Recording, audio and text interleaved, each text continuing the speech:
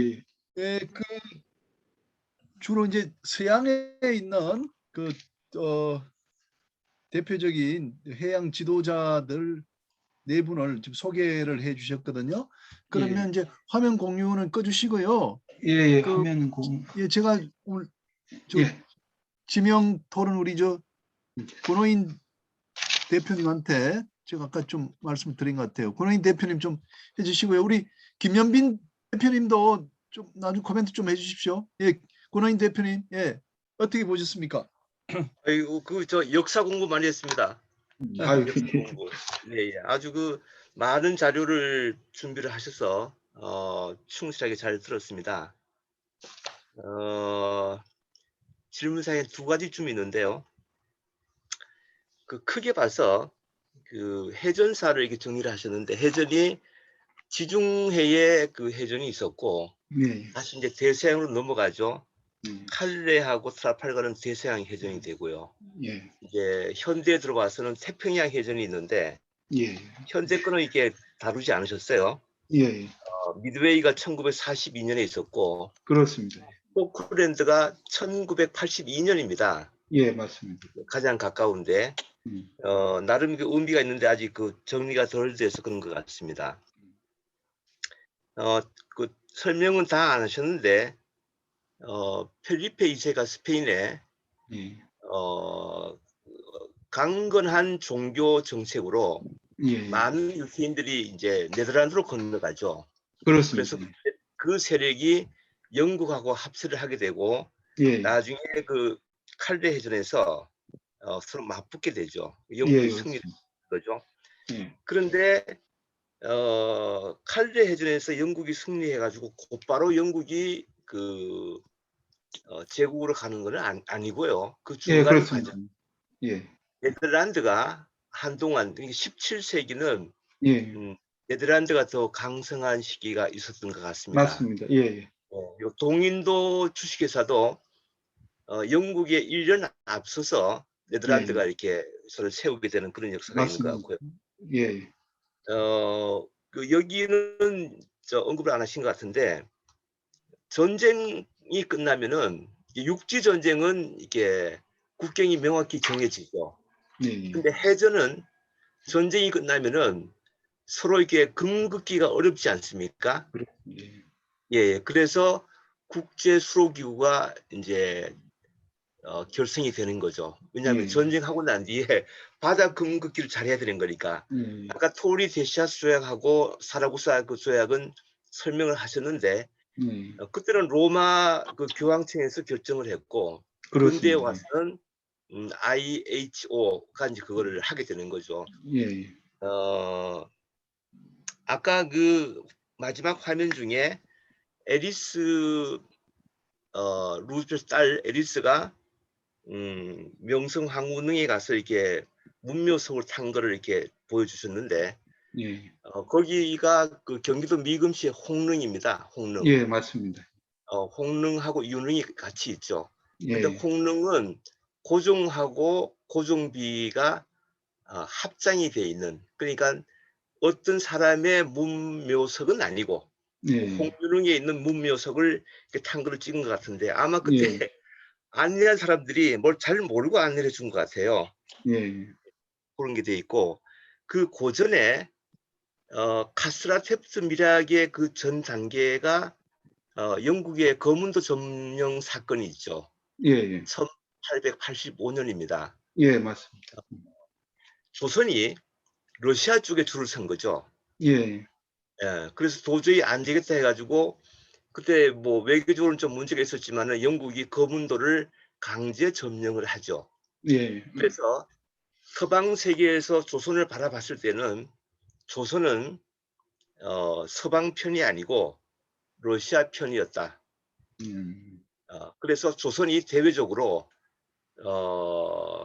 이미지가, 친러의 이미지가 확실히 새겨지고 난 이후에 미국이 방향을 선회한 게 지금까지 역사에서 나와 있는 것 같습니다. 예. 어떻게 붙었는지는 모르겠는데 그런 게 하나 있고요.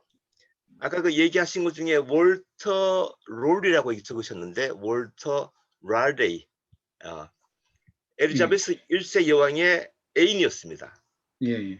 이 애인이 이제 그 엘리자베스 1세 여왕이 결혼을 안 하겠다. 나는 영국이랑 결혼했다라고 얘기를 해서 이 사람이 예, 이제 미국으로 건너가죠. 식민지 개척권을 부여를 합니다. 그렇게 해서 예, 예. 생긴 그 주가 버지니아주. 그렇습니다. 예. 예, 1604년에 버지니아 주가 예. 이제 탄생이 되죠. 예. 그런 역사적인 경위가 있는 것 같습니다. 쭉 그 역사적인 사례를 그 펼쳐 주셨는데 우리랑 이렇게 비춰서 생각하면은 우리는 이런 역사는 갖지 못하고 있지 않습니까? 예. 지금 이 설명하신 내용들이 예. 예를 들면은 레판토 해전이 있을 때, 그 다음에 칼레 해전이 있을 때, 네. 그때는 조선은 선조 때였습니다. 예, 맞습니다. 그리고 칼레 해전 때는 함포 개념이 좀 미약했는데 예. 그 이후에 임진왜란 때는 이순신 장군이 함포를 사용했거든요. 예, 맞습니다. 그러니까 해전사에서 함포가 주요한 무기가 됐던 해전이 임진왜란, 그중에 한산도 해전이 중요한 해전이 되는데 이런 예. 거는 역사적으로는 의미가 있지만은 우리가 그거를 잘 이렇게 설명하지 않으면은 빠지게 되는 그런 부분이 있는 것 그렇습니다. 예. 같은데 예. 쭉 하시면서 우리랑 비교했을 때 어떤 차이를 느끼셨는지 그 부분이 좀 궁금합니다. 우선 이제 뭐 저 멘트 잘 들었습니다. 그 이제 지금 이제 아쉬운 우리 부분 이제 모르신 그 부분은 예를 들어 지금 뭐 단적으로 이제 함포만 보더라도 우리 조선이 사실은 조선이 아니고 우리나라가 세계적으로 제일 먼저 함포를 사용해서 대규모 해전을 벌였거든요. 임진왜란 이전에 1380년에 고려 말에 그 기볼포 해전에서 최무선 장군이 그 함포를 사용해서 일본 왜구들을 엄청나게 크게 무찔렀던 거죠. 이제 그런 사실이 있는데 그런 거는 사실 우리들이 이제 잘 많이 몰랐던 이제 그런 상황이고 그 후에도 그 해전에 그치지 않고 그 최무선 장군의 아들이 이제 최해산인데 그 최해산이 그 함포를 계속 발전시켜서 이제 조선의 그 이제 임진왜란 충무공까지도 이제 사용할 수 있게 그렇게 됐고요. 서양에서는 함포 역사가 이제 제대로 이제 그 쓰여진 거는 1499년에 존치호 해전이라고 제가 알고 있습니다. 존치호 해전에서 이제 대규모로 이제 함포가 어느 정도 쓰였고 그게 완전히 많이 크게 쓰인 건 이제 레판토 교수님 말씀하신 레판토 해전 같은 건데 그리고 우리도 그런 부분을 조금 우리가 자랑스러워해야 될 부분이라고 저는 생각하거든요. 충무공의 이제 거북선도 마찬가지고 앞서 말씀드린 그 칼레 해전에 이제 화공술 뭐 기습전 화공술 뭐 아시겠지만 또 칼레 해전은 날씨가 많이 이제 영국을 도와줬는데 그 화공술도 사실은 우리도 이미 충무공 거북선에 이제 입에서 뭐 화염과 연기가 나오는 그런 것도 다 화공술이고 동양에서는 이미 이제 그 약 서기 200 그 삼국시대에 그 적벽대전에서 이제 연합군이 이제 조조군대에 맞서서 그 서공술 그때 뭐 쓴 게 화공술, 연환계, 고유계 여러 개를 썼는데 뭐 그런 거 등등 동양이 많이 앞서 있는 그런 부분이 우리가 많이 모르는 부분이 아닌가 그런 부분이 좀 우리가 앞으로 좀 더 이렇게 보여줘야 될 부분이 아닌가 그런 생각이 들었습니다. 네, 네, 감사합니다. 고맙습니다. 제가요, 예. 제가 잠깐 좀 하나 말씀드리고 또 다른 분들 또 질문하실 분 있으면은 하시면 되고 제가 좀 질문 드리고 싶은 건 이제 그 오늘 하신 것들 중에 오늘 정말 좋은 내용 많이 배웠어요. 저도 이렇게 그 해양 리더들이 이 서양에 있는 줄 몰랐는데 아주 일목요연하게 잘 들었고요. 근데 이제 파나마 독립시킨 게 1903년으로 이제 돼 있고 이제 우리가 알기로 편의 지적하는데 파나마 이게 아마 대표적인 편의 지적 국가잖아요. 근데 하여간 우리가 조금 어디서 들은 이야기로는 파나마 운하에 지날 때 그 미국에서 이제 이제 상선대가 이제 많아지게 됐다는 거죠. 미국이 산업혁명이 뭐 일어나고 하니까 이제 영국의 상선을 많이 이용하다가 이제 미국도 상선을 가지게 됐는데 그걸 이제 유리하게 이제 하려고 이제 그 콜롬비아에 있는 그 나라를 하나 빼와 가지고 파나마 나라를 만들었다. 그리고 거기다 파나마에다가 이제 미국 이제 자본가들이 자기 배를 미국에 등록 안 하고 이제 파나마에 등록함으로써 뭐 좀 그 국제 경쟁력을 갖게 됐다 이런 이야기들을 많이 이렇게 하더라고요. 그래서 진짜 그런 힘이 그 파나마 독립에 진짜 있었는지 그러니까 그 사업하던 사람들이 이제 선주가 될 사람들이 이제 그 미국에 등록하게 되면 여러 가지 뭐 불이익이 있으니까 파나마에 이제 등록을 해서 이제 제3국에 등록함으로써 이제 그 도움을 받기 위해 가지고 그런 국가를 만들었다 이런 이야기가 있단 말이죠. 그래서 그 많이 연구를 많이 하셨으니까 그게 어떤가 이렇게 하나 여쭤보고 싶고 또 그다음에 아까 이제 마지막에 해양 리더들의 공통점 해가지고 학습과 단련이 있었다. 그래 헌신과 희생이 있었다. 그리고 항상 미래지향적이다. 뭐 이런 공통적 요소들을 말씀하셨지 않습니까? 서양의 리더들, 해양 리더들.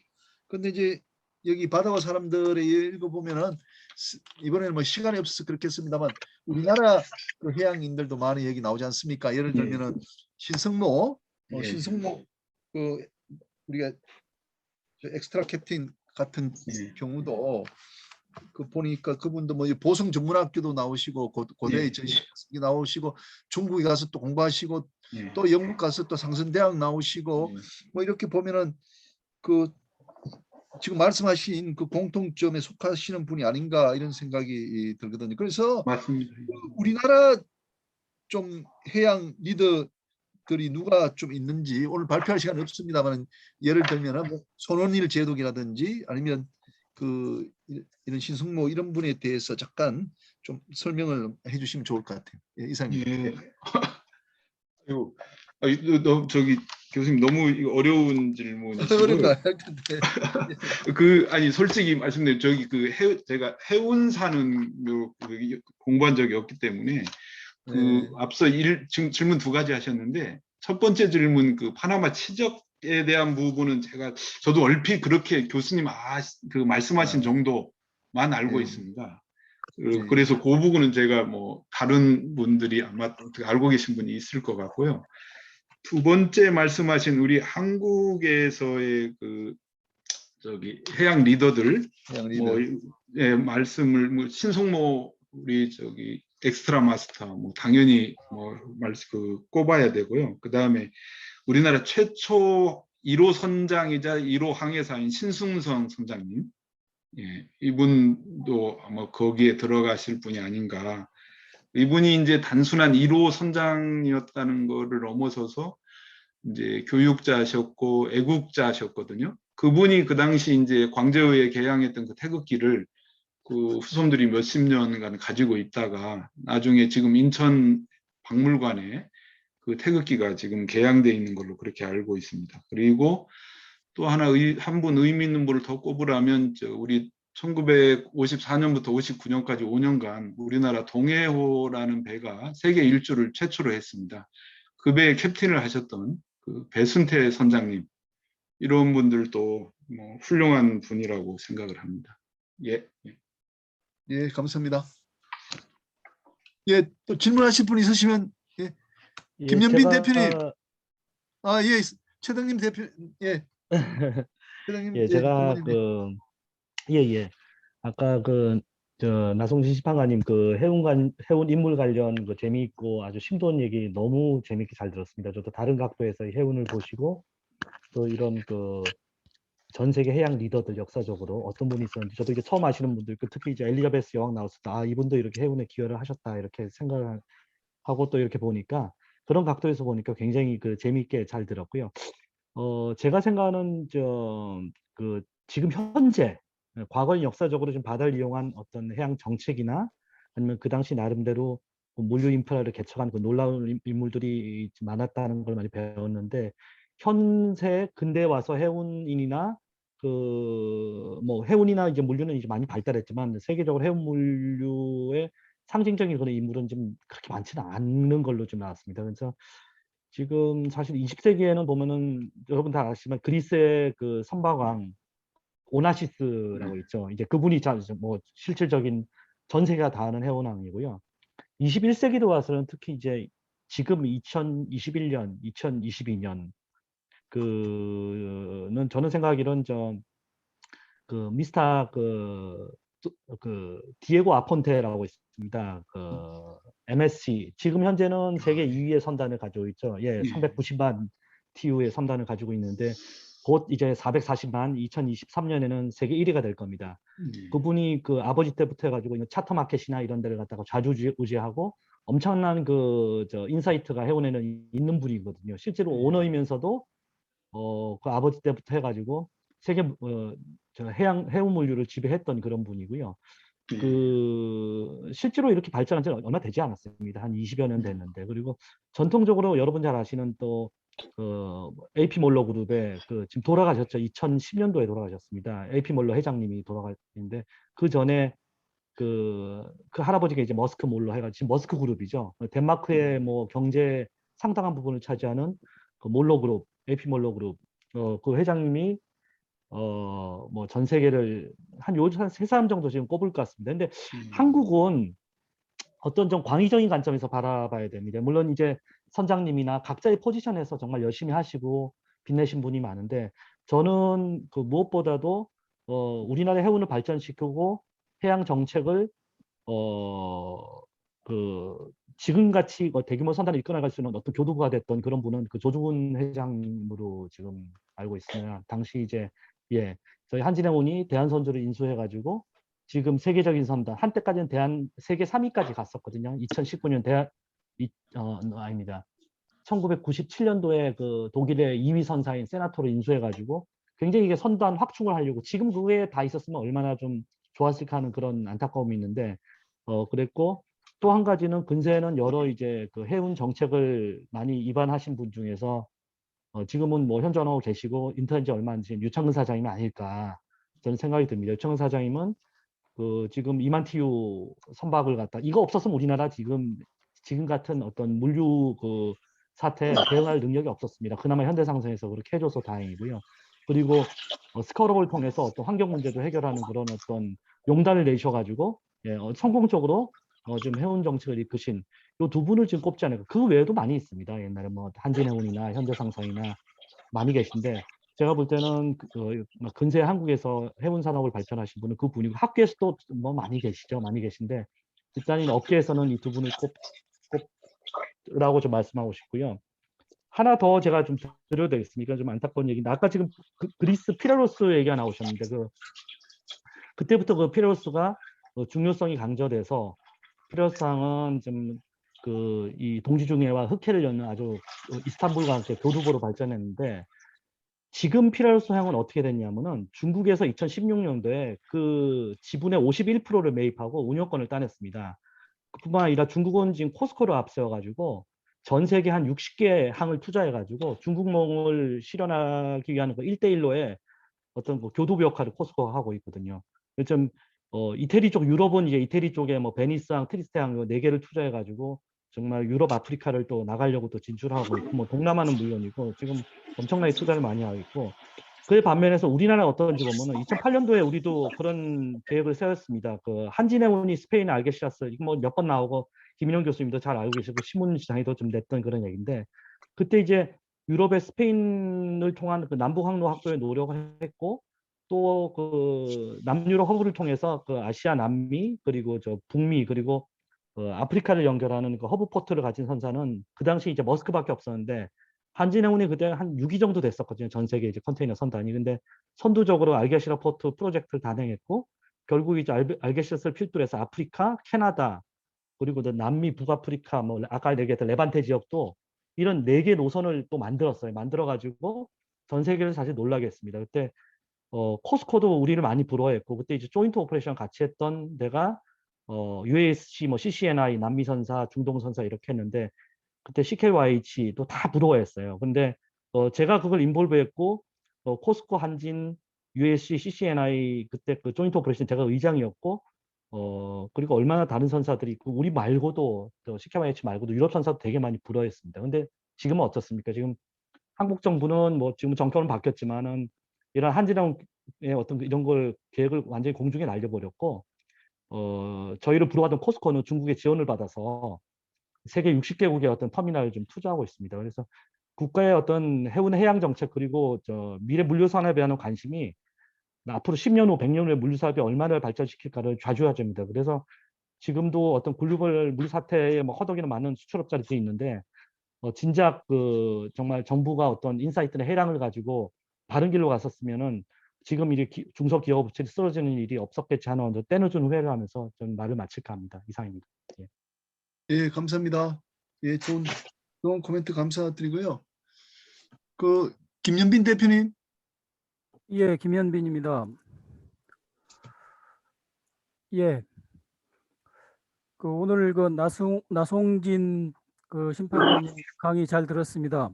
제가 나송진 심판관님 그리고 나송진 과장님은 제가 평소부터 그 존경하는 그런 그 우리 공무원 중에 한 명으로 생각합니다. 이제 대부분의 그 기술직 공무원들이 이제 뭐 책을 쓰거나 그렇게 할 때는 자기 전문 분야의 그런 책을 이제 쓰시는데 우리 나송진 심판관님께서는 뭐 10년 전부터 이제 그 또 유명한 책도 쓰셔가지고 이제 그 많이 그 사랑을 받고 있었는데 제가 4월 달에 그 우리 그 바다 수영 관련해서 발표를 할 때 그 케네디 대통령이 1943년 과달카날 전투에서 그 배가 침몰되면서 부상을 당하고 그런 와중에서도 그 수영을 해서 리더십을 발휘해서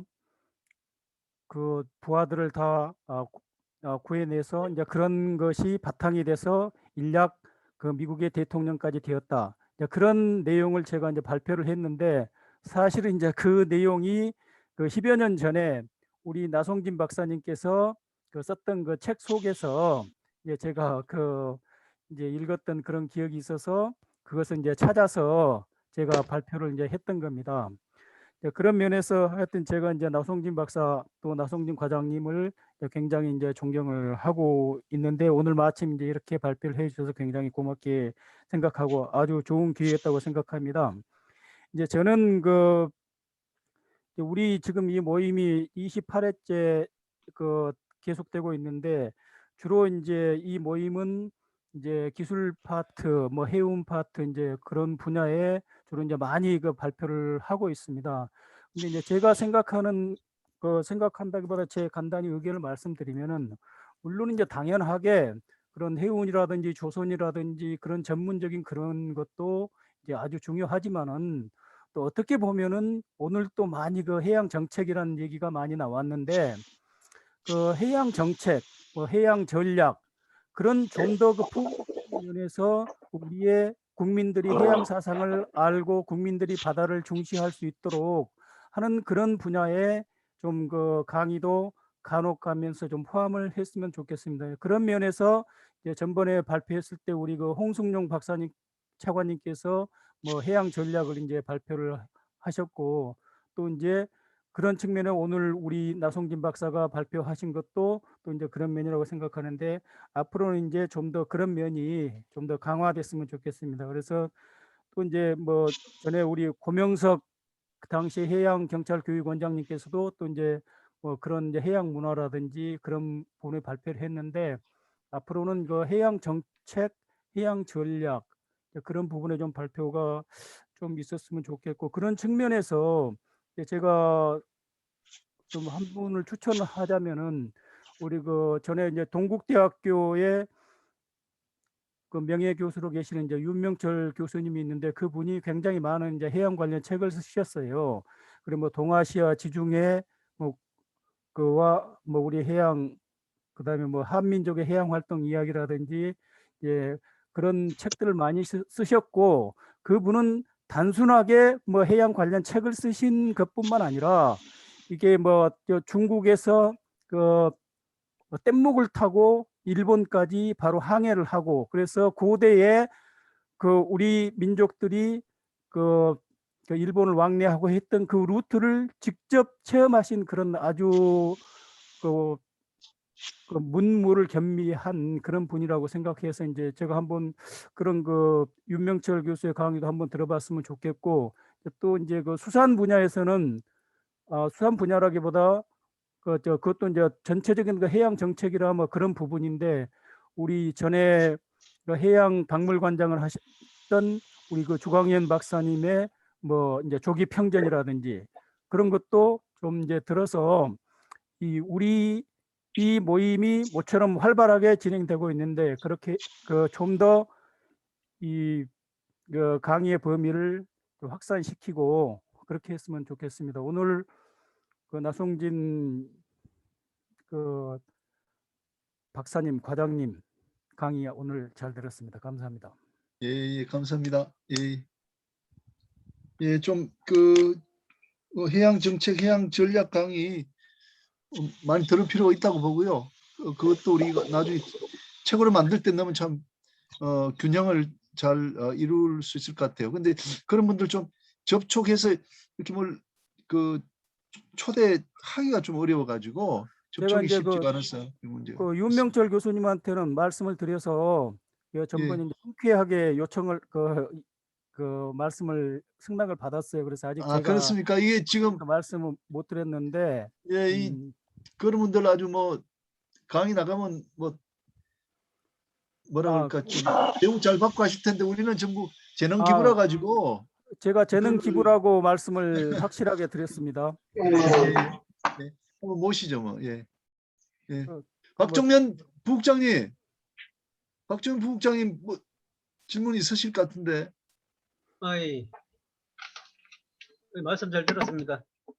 특히 저기 뭐야 엘리자베스 1세 여왕 이 뭐 공의 개념 이론을 주장하셨고 그다음에 또 뭐 그다음에 또 그 루스벨트 미국의 루스벨트 대통령이 하고 그 딸, 그러니까 우리 그 대한주 애국가의 그 악연이라고 해야 될까요?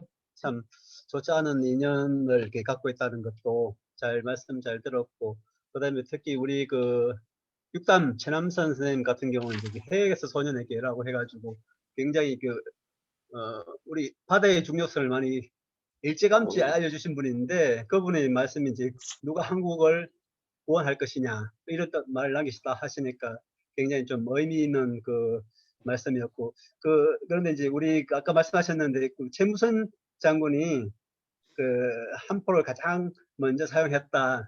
세계에서 가장 먼저 사용했다 이런 것들도 사실 우리 역사 시간에 국사 시간에 배운 것 같은데 이것을 그 각인을 많이 못하고 있는 것 같은 그런 아쉬움이 있어서 그 우리 그 심판관님 나성진 심판관님 말씀으로 해서 다시 되새길 수 있어서 참 좋은 시간이었던 것 같습니다. 뭐 특별히 제가 질문은 없고요. 어쨌든 그 나성진 심판관님이 우리 해양사에 대해서 깊게 연구하시고 또 해박한 지식을 전해주셔서 참 좋은 시간이었습니다. 말씀 대단히 고맙습니다. 감사합니다. 감사합니다. 예, 또 질문이나 또 코멘트 또 추가하실 내용들 있으시면은 좀 부탁드리겠습니다. 저도 한 말씀 좀 김영준 드릴까요? 교수님, 예, 교수님, 예. 반갑습니다. 그 역사는 미래를 들여다볼 수 있는 창문이라고 이렇게 했는데 오늘 그 역사를 통해서 해양 산업에 대해서 쭉 이렇게 좋은 말씀을 해주셔서 큰 도움이 많이 되었습니다. 한 가지 예를 들면은 영국이 인도를 지배하게 된 결정적인 계기는 결국 영국 해군이 포로 특파를 제압했기 때문에 그 기폭제가 되어서 결국은 영국이 인도를 지배하던 계기가 되었는데 이처럼 그 해양 강국으로서는 선박 산업에 대한 기술력 이런 것이 뛰어나야 되는데 우리나라가 조선 산업에 대해서는 뭐 세계 최고의 수준이라고 볼 수 있기 때문에 우리가 이제 해군하고도 지금 밀접한 이게 그 기술적 교류가 좀 있었으면 좋겠다는 이제 이런 생각이 좀 듭니다. 그래서 특히 바다를 지배를 하려면 해군력이 있어야 되고 그걸 잘 활용을 해서 우리가 민간인들이 그 바다에서 어떤 활동을 하더라도 직접 바로 이렇게 보호를 받을 수 있는 이런 게 그 중국이라든지 또 다른 나라에 우리 어선을 절대 이렇게 무시할 수 없는 이런 위세는 결국은 우리 해군력도 중요하기 때문에 민간과 민관군의 세 단체가 이렇게 인포멀하게 커뮤니케이션이 잘 됐으면 좋겠다 이제 이런 생각이 좀 들고요. 그다음에 동국대 윤명철 교수는 저도 이제 잘 아는 분인데 그분은 우리나라가 고구려, 발해 이런 나라들이 굉장히 해양 강국이었다고 그럽니다. 그래서 우리가 그런 생활을 잘 모르기 때문에 이제 윤명철 교수님을 초빙을 해서 한번 들었으면 좋을 것 같다는 생각이 들고 제가 이번 기회를 통해서 말씀드리고 싶은 것은 과거 역사에서 이 바다를 지배를 하고 이렇게 했을 때 이런 리더들은 어떤 안목을 가지고 이렇게 했는지 이것을 우리가 좀 깊이 생각을 하면은 우리한테 많은 도움이 될 것 같다는 좀 생각이 들고 그러면서 우리나라가 해양 산업 발전에 관련해서 고구려 시대 때부터 지금까지 쭉 한번 이렇게 임진왜란 뭐 등등 이렇게 해서 지금까지 이렇게 한번 쭉 추적을 이렇게 하면은 앞으로 우리나라가 미래에 우리나라 그 강국이 해양 강국을 계속 이렇게 견제해 나갈 수 있는데 큰 도움이 되리라고 생각되고 오늘 그 발표하신 분은 정말 그 귀한 발표를 해주셔서 다시 한번 감사를 드립니다. 이상입니다. 예, 교수님 너무 좋은 발표, 너무 좋은 토론입니다. 예, 진짜 고구려 시대 때부터 우리가 진짜 일목요연하게 한번 쭉 전체를 한번 봤으면 좋겠어요. 지난번에 그렇습니다. 예. 이진환 교수님께서 이제 고려 예. 시대의 한국 해운에 대해서는 그 말씀을 해주셨는데 예. 통일 신라라든지 발해 여기도 이제 해운이 그냥 해양 있었다고. 강국입니다. 예, 예. 제가 알기로는 그 선부라고 네. 우리가 통일 신라 시대 때 선부라고 지금 말하면 해군하고 이제 해양수산부가 만들어졌는데 그게 세계에서 제일 먼저 생긴 해양수산부라 그러거든요. 선부가. 그건 정말 기념비입니다. 예. 네, 그래서 그 선부 만들어진 게 이제 통일신라가 백제를 이제 지배하게 되니까 바다가 더 네. 중요하게 됐다 해서 예. 그렇게 크게 만들었고 그거 한 100년 있다가 이제 장보고 대사가 그 힘으로 예. 저 한중일을 재패한 해서 재패했죠, 왕이 됐다 이렇게 재패했죠. 이야기 들었습니다. 예. 예. 알겠습니다. 그 교수님 말씀처럼 해서 또 제가 또 좋은 그 발표자 한번 구하도록 그렇게 해보겠습니다. 예, 또 예. 다른 분들 예, 한기철 도수사님. 예, 반갑습니다. 예. 예, 저기 오늘 나성진 심판관님 저 강의 잘 들었습니다. 나성진 감사합니다. 심판관님 제가 선장 시절부터 관계를 맺기 시작해가지고 제가 부산항 조선사 회장을 할 때 해양수산환경과 안전과장 하시면서 저희 그 조선사들의 그 안전과 또 이런 데에서 많이 도움을 주셔서 정말 감사하게 생각합니다. 그 바다와 사람들 집필 중에 그 사진 자료 때문에 나성진 그때 과장님 시절에 제가 자료를 공유한다는 거 한번 부탁을 받는데 제가 그때 이 책을 지금 보지는 못했습니다. 빠른 시간 내에 한번 이 책을 보도록 그렇게 하겠습니다. 오늘 그 언급하신 필요성은 제가 첫 선장 때 자동차선을 타고 들어가서 했던 그 항구이기 때문에 그 필요성에 대해서 좀 더 관심 있게 들었고요. 파나마 미주리오 파나마 최대 선박이 미주리오의 선폭 33m에 근무했다는 것도 오늘 처음 알게 된 사실인데 어쨌든 오늘 외국 해양 지도자들 바다의 중요성에 대한 성경 지배에 관련돼 가지고 오늘 강의 잘 들었습니다. 앞으로도 좋은 책 많이 발간해 주시면 감사하겠습니다. 항상 여러모로 우리 그 대기사들 또 우리 해양 관련 분야에서 힘써주셔서 대단히 감사하게 생각합니다. 고맙습니다. 예, 감사합니다. 저 나성진 심판관님 어디 안 보이시네. 갑자기 나가셨나 보다. 아까 그 갤릿은 3단, 4단 말씀하셨는데 이 노가 1단, 2단, 3단, 4단 이렇게 돼 있나 보죠. 그래서 그렇죠. 4단 되면은 노 주는 사람이 더 많아지니까 빨리 갈 수 있고 그랬나 보죠. 나성진 심판관님 어디 잠깐 나가셨나 봅니다. 교수님, 제가 한마디 예, 말씀드리겠습니다. 말씀하시죠. 예, 교수님. 예. 예. 마무리 때 시간 다 돼서 오늘 우리 나 심판관님 말씀 잘 듣고, 저는 뭐 다른 분보다는 제가 요즘 그리스 해운에 관심 갖다 보니까 그 그리스 고대에 있어서 템스토클레스 이제 어떻게 보면은 장군에 대해서 제가 좀 읽고 저도 정리를 해본 적이 있어서 한마디 첨언드리겠습니다. 그리스 해운이 지금 세계에서 경제가 어떻게 보면은 굉장히 열악함에도 불구하고 지금 세계 1위가 되어 있는 것은 왜 그럴까 하는 그 제가 많이 궁금했거든요.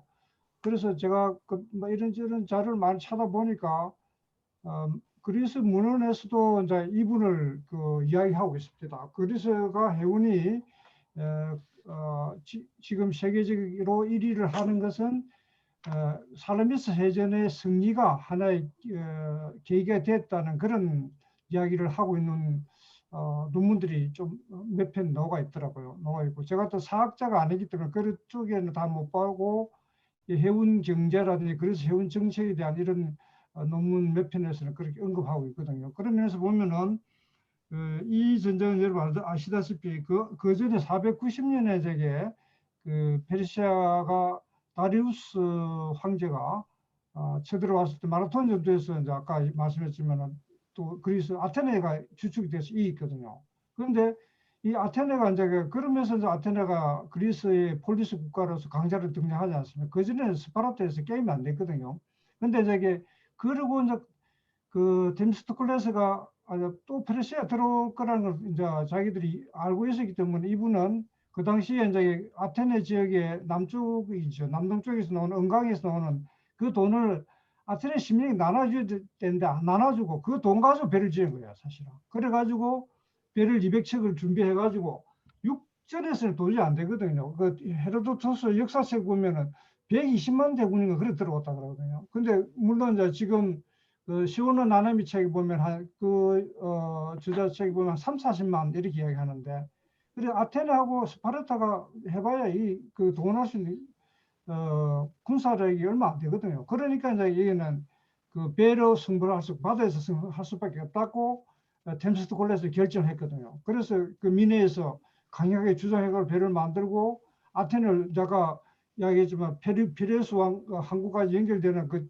도로를 건설하면서 빨리 피신시키고 하는 그런 어떤 전략을 수립했는데, 그렇게 해서 이제 살라미스 해전에서 대승을 거둔 것이 아마 그리스가 바다에서는 안되게 자신감 갖게 되지 않았나. 그게 오늘날까지 쭉 이어오면서 그 사이에 그리스가 로마에 점령당하고 그 다음에 오스만 터키 점령당하고 하는 그런 어떤 굴욕 역사가 있었지만, 어떤 주권이 이렇지만 그래도 뱃사람으로서 이제 선원 이쪽에서는 계속 로마나 오스만 터키 시대에서도 활약을 했더라고요. 그러면서 나중에 오스만 터키에서 독립전쟁할 때도 보면은 그리스 선주들이 배를 제법 많이 갖고 있었어요. 그래가지고 그걸 어떻게 보면은 독립전쟁할 때 오스만 터키를 방어하는데 사용되고 했던 그런 어떤 문헌들이 좀 나타나고 있더라고요. 저도 뭐 해운 사학자도 아니고, 저는 사실 해운 경영학자도 아니고 해양 금융 쪽에만 관심이 있는 사람인데, 우연히 제가 이런 관심 갖다 이런 자료를 좀 읽어보니까 이런 좀 언급을 하고 있어서, 저 제임스 콜레스가 제가 보기에는 그리스 해운의 어떤 지금의 기초를 쌓는데 어떤 용기를 심어주는데 가장 어떤 큰 계기가 안 됐나. 제일 처음에 계기가 됐다는, 물론 그 전에 또 크레타 성까지 넘어갈 수 있겠죠. 크레타가 이제 페니케아로부터 넘겨받은 그런 항해술이라든지 이런 그 선박 건조 기술까지 이야기한다면 또 크레타가 넘어가는데, 그래 여하튼 이 테미스 클레 장군이 나중에는 좀 페르시아로 넘어가서 아까 나 심판이 말씀했지만 거기서 이제 어탁을 하고 죽고 이런 그런 어떤 개인사적으로 볼 때는 굉장히 불행한 상황이지만 살라미스 해전 하나에서 볼 때 그때까지 본다면 굉장히 대단한 인물이다. 저는 이런 생각 좀 해봅니다. 네, 감사합니다. 예, 감사합니다. 아까 저기 나심판님, 제가 그 강의 예. 중에 궁금했던 게 아까 예. 갤리슨이 왜 4단이 있고 뭐 3단이 있다 그렇게 하시고 설명해 주신다 그러셨는데 예. 안 하신 것 같아요. 그게 노를 젓는 그게 그 노잡이가 있는 그 칸이 1단, 2단, 3단, 4단 그런 취지예요? 그렇습니다. 예. 예, 그거 맞습니다. 좀 설명해 주시면 좋을 것 같아요. 아까 예. 저도 궁금했거든요. 예. 그러니까 저기 잘 아시겠지만 노를 젓는 가판을 층을 두개서 만든 겁니다. 그러니까 기존의 일반 배는 우리 배는 가판이 하나지 않습니까? 예, 예. 그런데 그걸 이제 더 이제 그 당시에 전투력을 높여야 되니까 속력이 이제 기동력이 전투력이니까 그 노 젓는 가판을 한 층, 두 층 더 만들었던 겁니다. 그래서 노 젓는 사람이 많도록 배치를 한 겁니다. 그게 살라미스 해전에서 결정적인 역할을 했어요, 사실은. 그러면서 그렇습니다. 그 그리스 선박들 빨리빨리 움직이거든요. 그러면 예. 저 페르시아 배는 좀 컸어요. 크다 보니까 자기들이 충돌하고 제대로 못 움직여요, 이게. 그래가지고 저희끼리 많이 부딪히면서 이게 아까 이야기했지만 사실 그 그리스 선박의 그 충돌대가 그 침몰한 것보다 자기들끼리 더 많이 해서 침몰한 게 많거든요. 보통 그 노를 때하고 비슷했네요. 명랑해전 때. 명랑해전 때도 마찬가지지 않습니까? 12척으로 그 일본 배들 들어왔을 때 그 울돌목에서 그것도 아주 아까 살라미스 해전 말씀하시는데 너무 상황이 좀 비슷하다 하는 생각이 있었거든요. 예, 우리 제가 안관 예, 안관 김혜인 대표님 교수님이 예. 궁금하시는 것 같아서 예. 원래 그 노를 사용한 거는 보통 기원전 3000년 전부터 이제 사용했고 그 이후로 쭉 발전하다가 한 1558년도에 칼레제에서 노를 실제 이제 사용을 하기 시작을 했는데 그 위에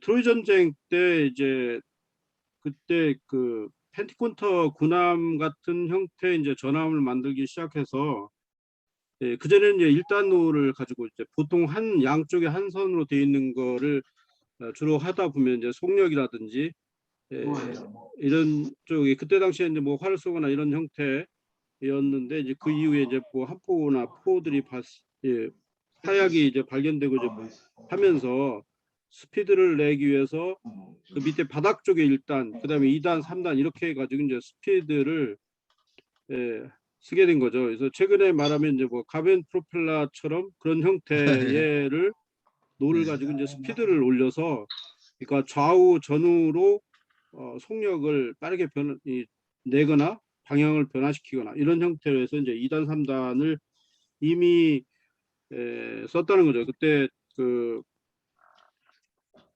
펜티콘터의 처음에 그러니까 보면은 그 다날제 해협에서 해상무역권 놓고 이제 트로이 전쟁 때 교육했을 때 그때부터 이제 주로 2단, 3단을 많이 써서 스피드를 많이 냈다고 이제 보고 있습니다.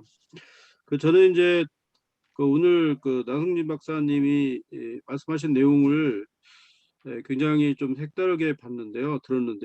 전에 제가 조선 선박의 역사라든지 이런 걸 보기 위해서 전에 발간됐던 책 중에 세계를 움직이는 해전의 역사라는 책이 나온 적이 있습니다.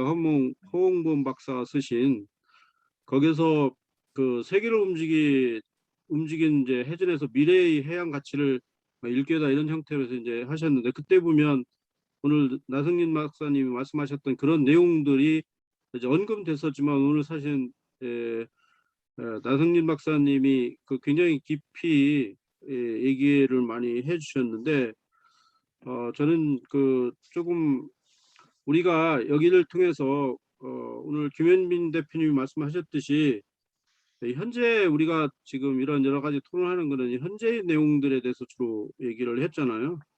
근데 우리가 모든 정치도 그렇고 역사도 그렇지만 미래가 되게 중요한데 저 개인도 옛날에는 세계 역사라든지 문화 이런 거를 보다는 현대 문화 이런 현대 역사 이런 것들을 많이 이제 공부를 했었지만 최근에 와서는 고대를 많이 보게 됐어요. 근데 여기에 보면 이제 우리가 오늘 또 말씀하셨다시피 고대에서 현대까지 세계를 지배한 나라들은 모두 강력한 해양력을 가진, 그러니까 바다의 힘을 모든 가진 국가고 나라들이고, 보통 이제 거기서 이제 어떤 그 바다에서의 전투는 역사를 바꾸는 거대한 파도를 일으키면서 세상을 바꿨다, 이런 내용들을 많이 이제 표현을 하고 있습니다. 그런데 실제적으로 아까 말씀드렸던 여러 가지 해전이라든지 이런 그 무역 이런 것들도 있지만, 이런 그 해전을 통해서 뛰어난 어떤 지략들이라든지 전술이 이미 그때 이제 그 있었었고, 이러기 위해서 또 그런 싸움들을 위해서 그 선박을 이제 함선을 이제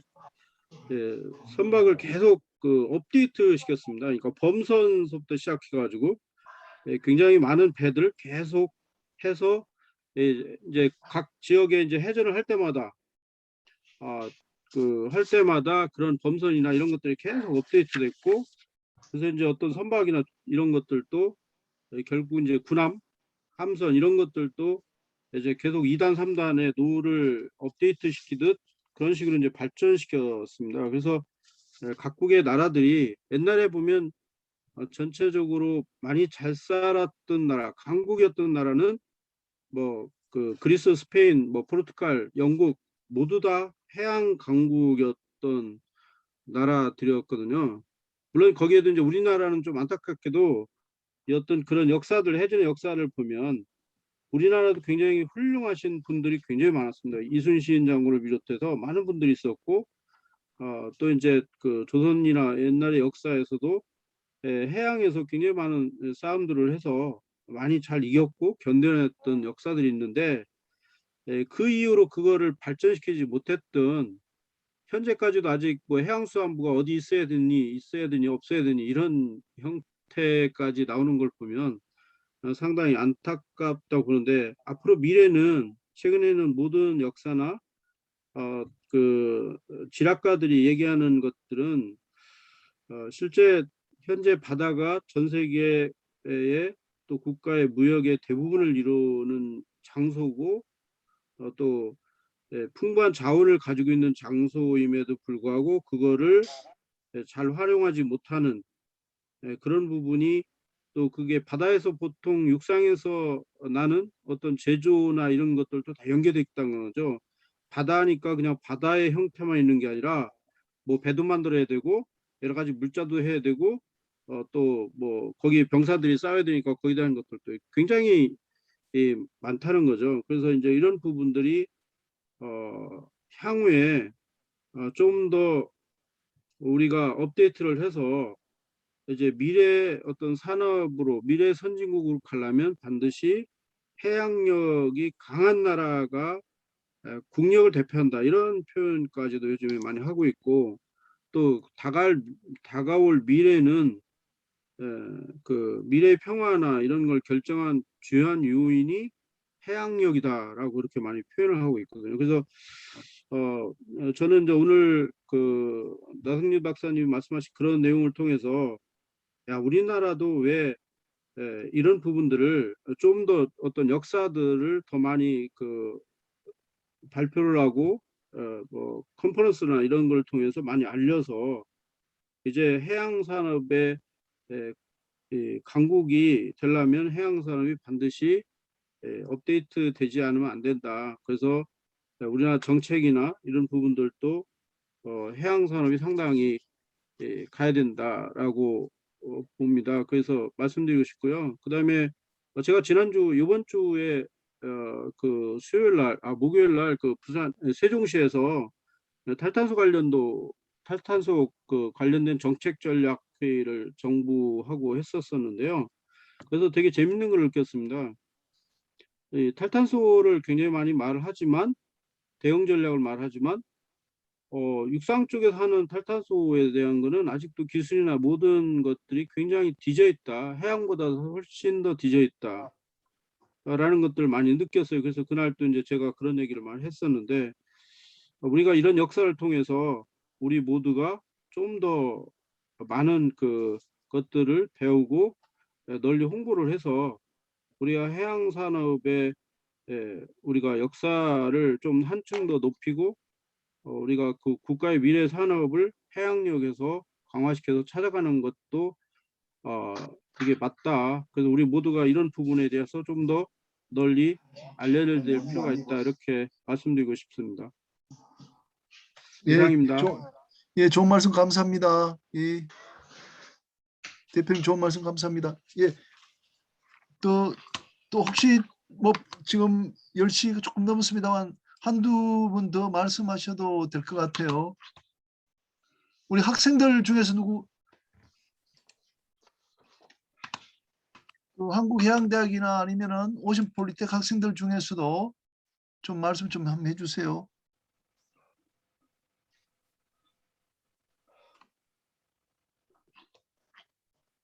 이종갑 선배님 오랜만에 들어오시는데 한 말씀 해주시겠습니까? 이종갑 선배님.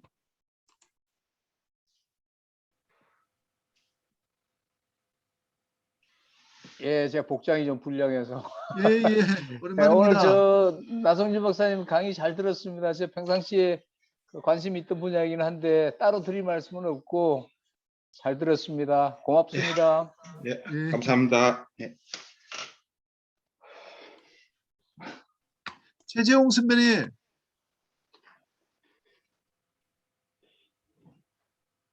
예, 그 마지막은 우리 아마 고문현 헌법 교수님께서 해주시면 좋을 것 같고요. 최재홍 선배님, 예, 한 말씀 좀 해주십시오.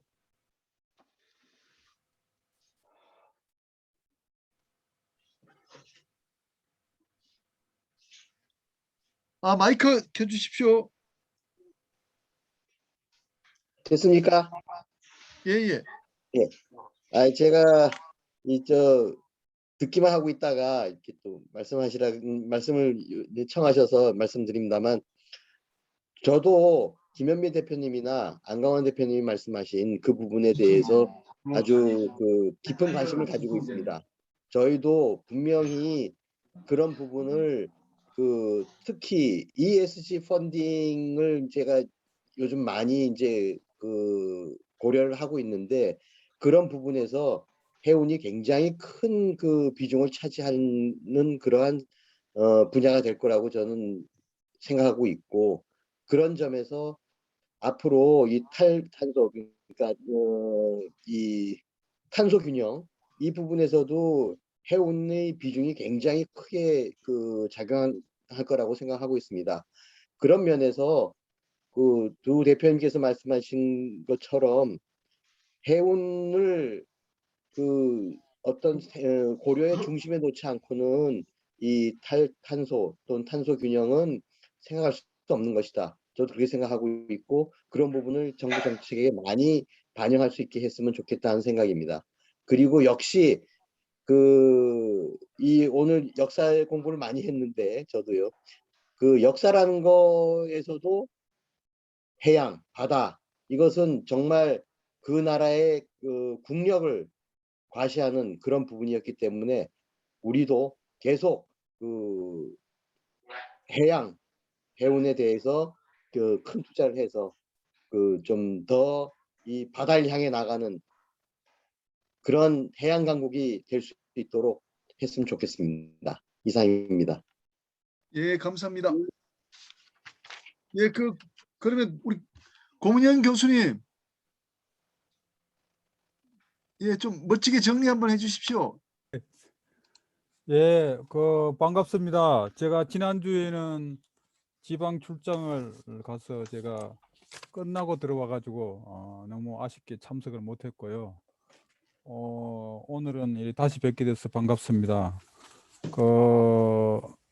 나송진 심판관님 이 좋은 발표를 통해서 저에게뿐만 아니라 여기 참석하신 분들에게 많은 지적 자극과 여러 가지 좋은 인센티브 뭐라그나요?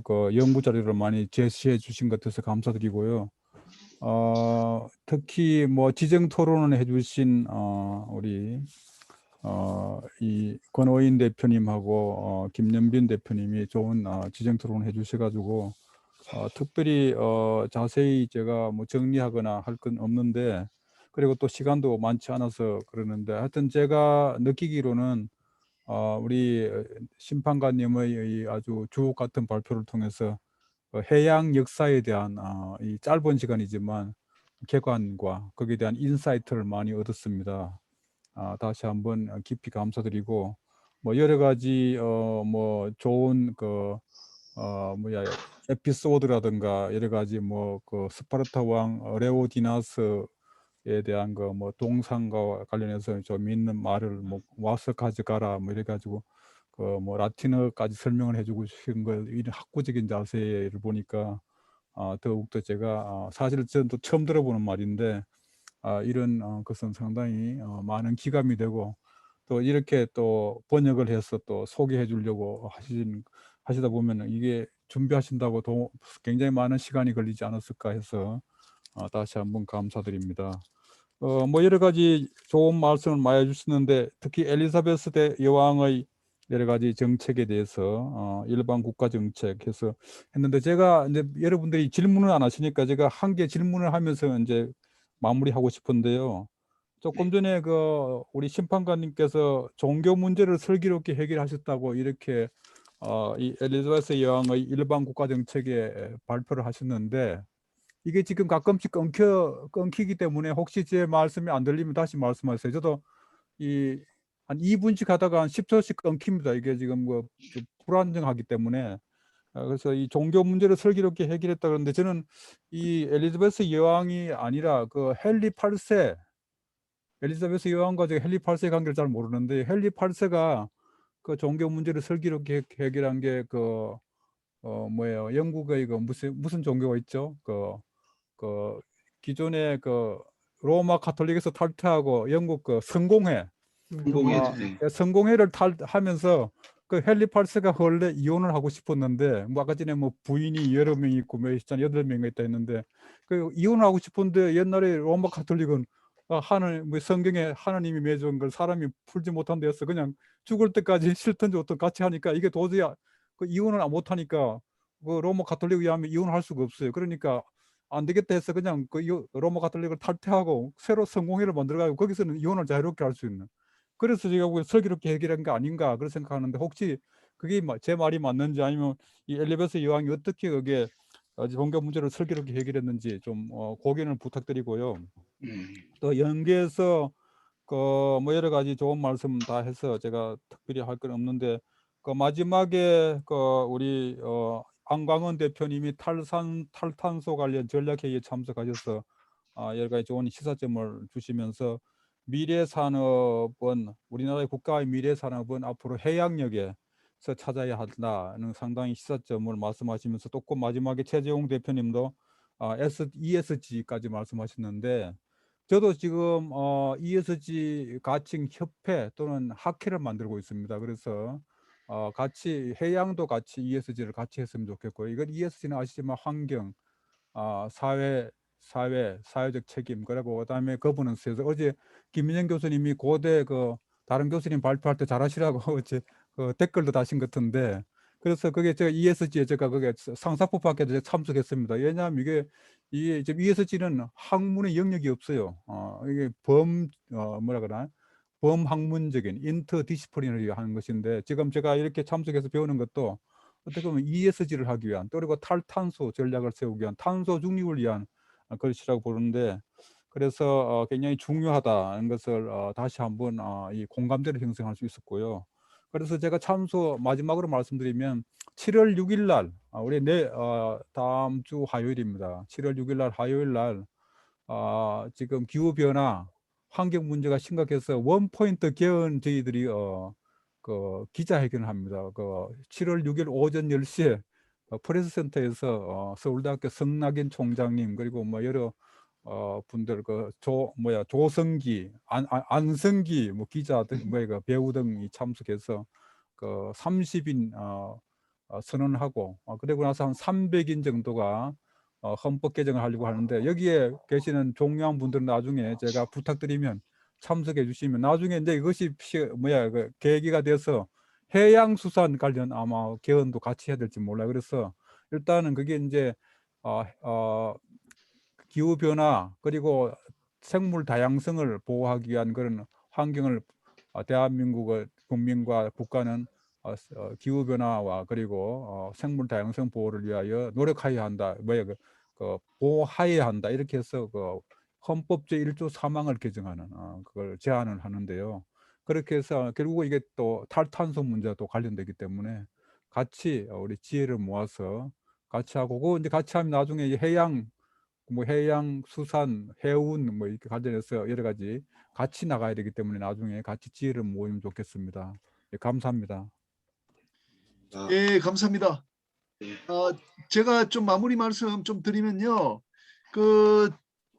아까 존 F 케네디가 바다는 호기심이 아니라 생존이다 이렇게 말했다 그랬잖아요. 마지막에. 그래서 정말 그게 참 명언이다 싶은 생각이 들었어요. 우리가 처음에는 바다 하면 호기심을 가지고 보는데 결국은 뭐 나라를 책임지거나 또 바다와 관련된 이제 업에 종사하게 되면 그 바다라는 게 사실 생존이 걸렸고, 오늘 리더들이 보는 바다는 사실 이제 죽고 사는 문제였을 거예요. 바다가 그런 도구로 이때 사용이 됐다고 생각이 들고, 근데 처음에 시작할 때 우리 나성진 심판관님께서 이제 관련된 책을 이제 3권이나 쓰셨는데, 저는 이제 주로 쓰는 게 제 자랑 좀 하면은 동아일보에 하는 이거는 사실 제 체험을 쓰는 거거든요.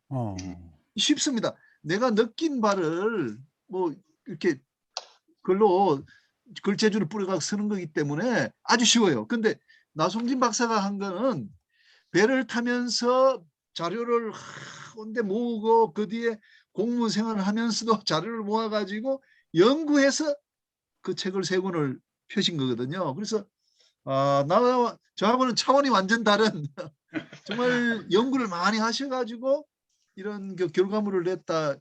그걸 우리가 이제 바다의 해양의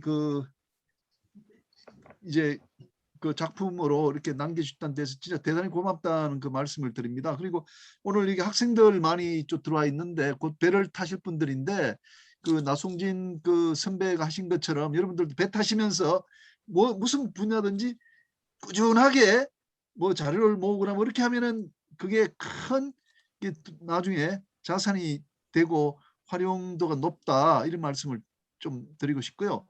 이제 제가 이제 주로 했던 건, 저는 책을 사서 모았어요. 우리가 미국에 가면 세컨 스토어 가면은 책 한 권에 이거 뭐냐면 이제 윈스턴 처칠이 영어를 사용하는 사람들의 그 역사서 하는 책이에요. 그리고 이거 한 $2, $3 주면 산단 말이죠. 이런 책들을 제가 이제 한 100권 정도 모았어요. 그래서 배에서 한 10권 정도 읽고 내리고 그랬었는데, 지금 이제 남아 있는 게 우리 연구실에 책밖에 없어요. 선물 사고 이런 건 다 없어져 버렸고. 그래서 여러분들도 그렇게 좀 하면 좋겠고요. 그다음에 이 책에 대해서 말씀드리면은, 세컨 스토어에 이제 책 사러 갔는데 우연하다 보니까 이게 있는 거예요. 그래서 봤는데 이 2권밖에 없는 거예요. 나중에 보니까 한 권인 줄 알았는데 1, 2, 3, 4 질이 4권입니다. 그래서 미국에 이거 시애틀에 가서 이걸 샀는데, 이제 2권 샀기 때문에 2권 더 채우려고 하는데 아무리 세컨 스토어 가도 책이 없는 거예요. 근데 이제 호주에 갔는데 이 마침 이게 새로 찍은 책이 있더라고요. 그래서 3권 사고 그 뒤에 미국 가지고 4권 사가지고 제가 윈스턴 처칠이 쓴 이거 1, 2, 3, 4권 다 가지고 있습니다. 다 보지는 않았지만은.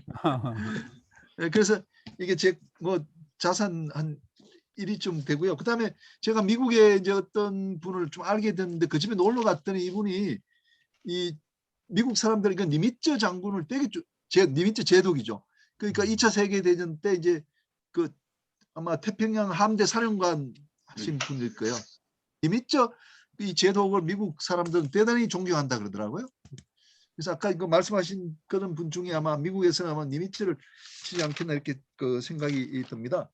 자, 그리고요, 다음 주에는 김남일 선생이라고 이제 경상북도에 이분이 부지사급이신데, 이 동해안의 바다를 이제 개발시키기 위해서 되게 노력을 하신 분인데, 이 동해 문학을 위하여 이 책을 자기가 이제 편집을 하셨고 본인도 뭐 동해구라는 글을 쓰셨습니다. 그러니까 이제 우리나라 동해안을 따라가면서 뭐 그 역사 그리고 그 미역 같은 거 이제 울진에서 하는 떼배가 있더라고. 미역을 채취하는 배 같은 것도 우리나라만 그 무슨 문화재로 이번에 지정되고 그랬었는데 그런 이야기들을 이제 엮은 책을 가지고 다음 주에 좀 발표를 하실 겁니다. 우리가 전혀 모르던 분야인데 동해안에 이런 뭐 역사 또 그 발전 그 할 수 있는 분야들에 대한 이야기를 들어보면은